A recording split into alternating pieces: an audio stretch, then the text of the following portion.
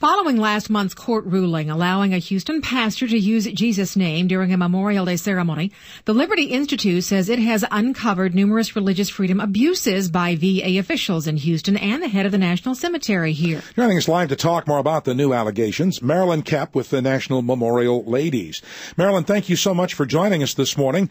What is your complaint exactly about the National Cemetery here?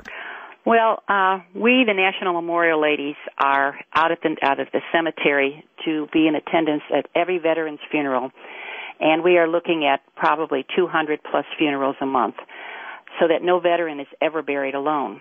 And we have always handwritten a condolence card that we give to the widow or daughter, son, whatever the case may be, and then we say just a few words to them after the flag has been presented.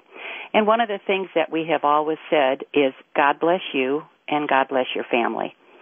And we were told by Arlene Ocasio, the director of the Houston National Cemetery, that we were no longer allowed to use the word God. Now, Marilyn, I understand that there were reportedly new incidents of religious hostility uncovered as well. What does that include?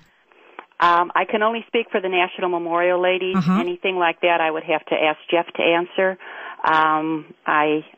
I don't know what all has taken place with the VFW, and I don't really want to speak for that. Sure. And the American Legion. I'm wondering also if the family wants the use of the words God and or Jesus, is that honored or is that still restricted? Well, let me tell you what we have decided to do. We have asked repeatedly to get something in writing from the director of the cemetery where it states that we could no longer use the word God, and that has not been provided at this point. Therefore, we've made the decision to continue saying God bless you. What I have done is when I write my cards, instead of putting at the end some God bless you or whatever it is I write, I have chosen to say peace be with you and your family, simply because at that point I have not met the family yet. When we get out to the shelter, very often you have a priest or minister, some type of clergyman present at the funeral. Well, I figure if there's clergy there, I certainly can say God bless you.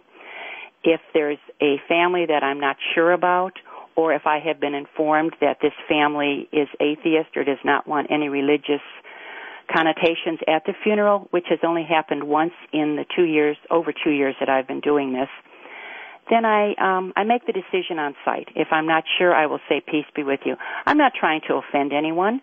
I'm just trying to stand up for my rights. And, I think it's pretty sad how God has been taken they're trying to take God out of everything in this country. Marilyn, have you had any kind of explanation from the VA on this? No.